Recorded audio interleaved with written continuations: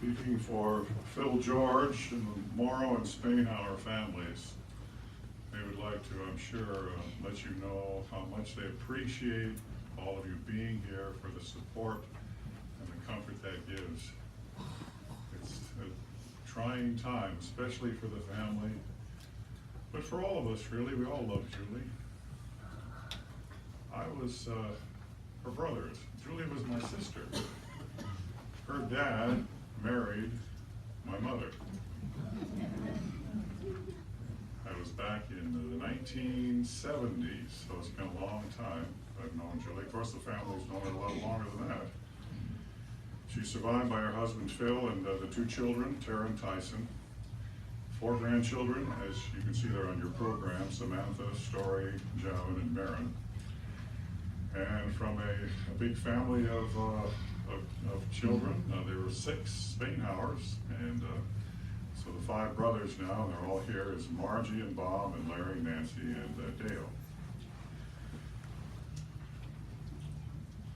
Julie was born July 15th, 1953. That's an interesting date, isn't it? July 15th, that's yesterday. She would have been 63, and she's the youngest of her brothers and sisters. In fact, she was a teenager at home when Dusty married my dad, my mother. I'm a little nervous, you understand. Married my mother, and she was home there for the first 2 years, so my mother actually helped in raising Julie as a teenager, and then she left home in order to be married. She was married to Phil October 27, 1973. That's 42 years, and coming pretty close to 43 in October. So she was married at this Kingdom Hall. So Phil has memories of standing. You were standing up here, right? And she comes down the aisle with Dusty, her dad.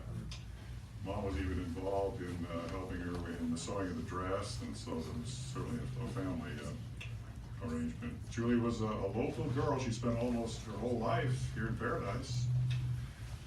She did spend some time in Washington State, off and on, for a period of about 14 years, but basically she was here, and she loved it here. She had a difficult time putting up with the clouds and the rain up there. She loved the California sunshine, so she was in. So most of us knew her because of her faith, so we need to talk about that for a minute.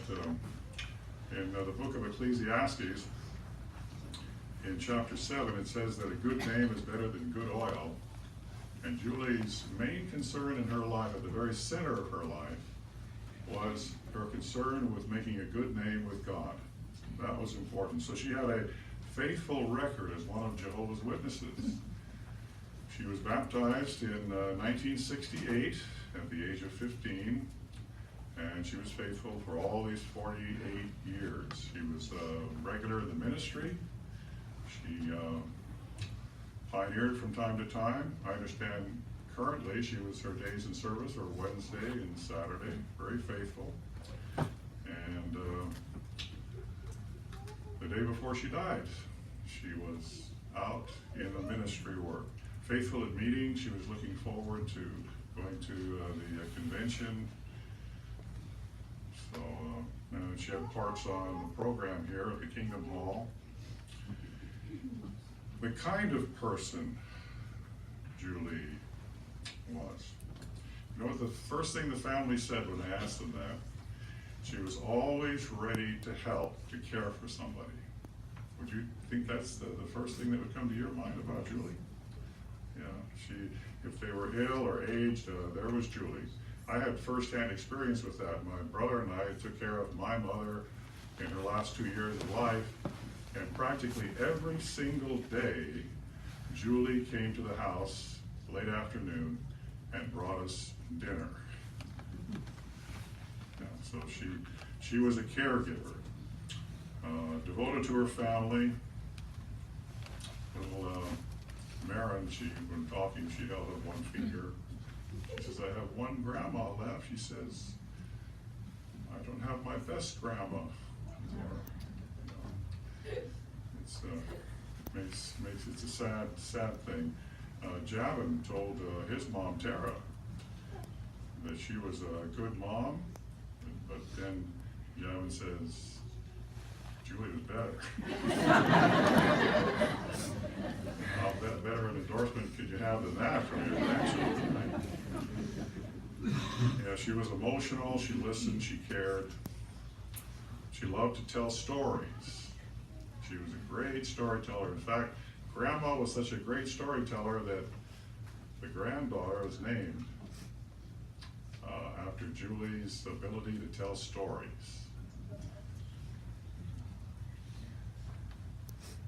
She loved a bargain. You know that about Julie? In fact, if you said you needed something, she said, well, I think I can find that somewhere. And most of the time she could. Phil wrote down some things. I know it was to help Phil in his grief, to deal with it. He wrote some things, and I wanted to share just a few things with you. Here's one comment he made. Over the years, there was a common play in our house.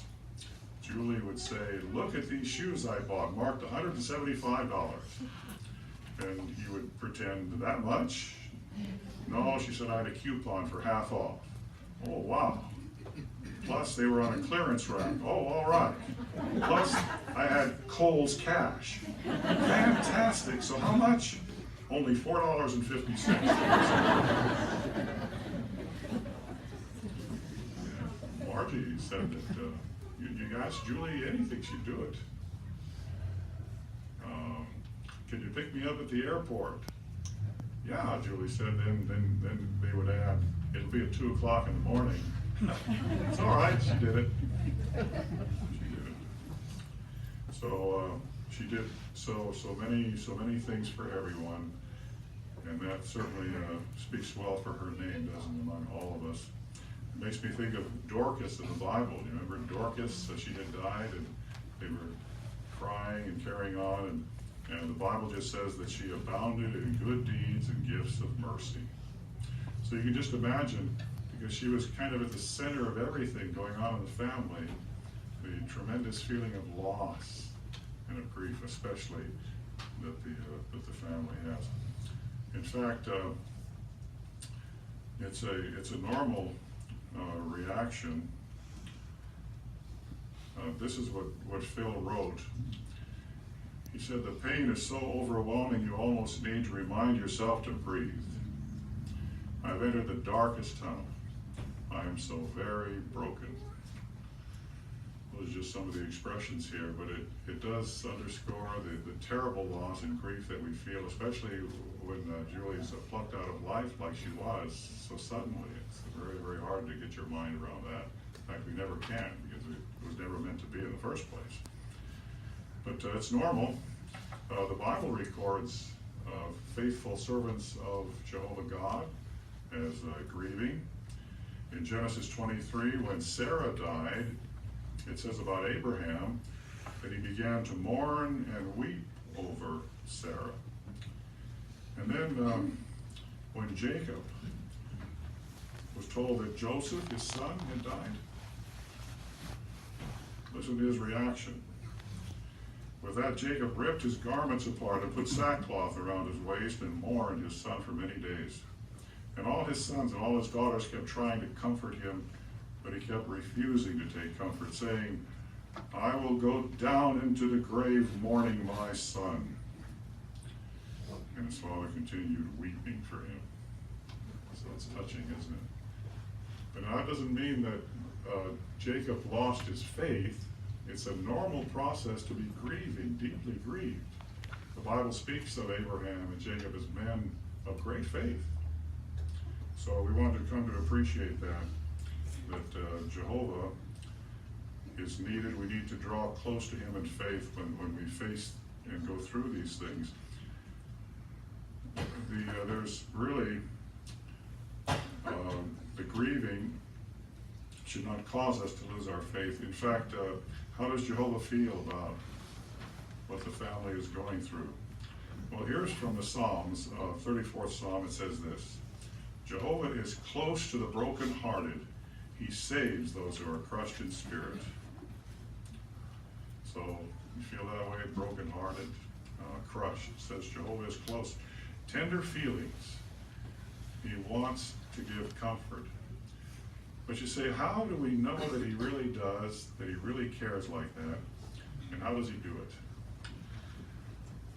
Remember, Jesus said one time, he that has seen me has seen the Father. In effect, Jesus was saying that whatever he did was a reflection of how his heavenly Father felt. So Jesus' reaction to grief can give us insight as to how Jehovah feels. And it's good to think about that. It's a comforting thought. And one of the most remarkable events that we want to consider is in the 11th chapter of John, where Lazarus, Jesus' friend, had died. He was very close to Jesus. And he went there. Mary and Martha were his sisters. He went there and he resurrected Lazarus. He actually brought him back to life after being gone for 4 days. A tremendous faith-building chapter in the Bible. But now, there's some important things we want to learn from this account. One of them is where Jesus said this to his apostles before he went there to where Lazarus was in Bethany. He said this, Lazarus, our friend, has fallen asleep, but I am traveling there to awaken him. Now, he went on to say that Lazarus is dying. Now, why did Jesus say that Lazarus was asleep when he was actually dead? It was illustrating the condition of the dead, for one thing. He was asleep. That's the way Julie is now, sound sleep. And the other is, if someone's sleeping, what can you do? Well, it's no problem. You can go over and shake him, wake him up.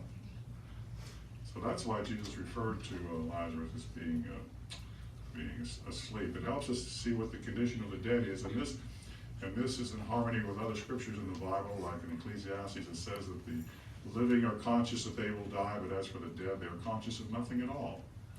And in Psalms, their thoughts perish. So it's like in a deep sleep.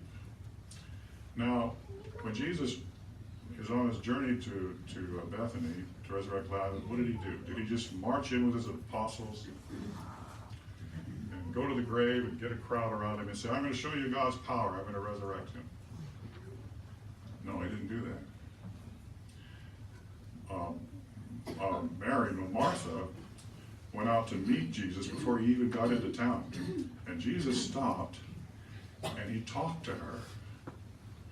And he said, because Martha was so distraught, she said to Jesus, Lord, if you had been here, my brother would not have died.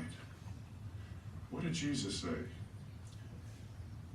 He said, your brother will rise. And then he went on to say this, I am the resurrection and the life. The one who exercises faith in me, even though he dies, will come to life. So what did Jesus do? He was comforting Martha and Mary with words. See, they had no idea really that Jesus was going to perform this tremendous miracle at that time, but he was building up their faith. And he was giving them these words of such comfort. So right away we can see that if that's a reflection of Jehovah, his heavenly Father, that's what he wants to give to you, to the family, and to all of us. A measure of comfort with such words of hope. Now, further on in this account, it says simply this in one verse,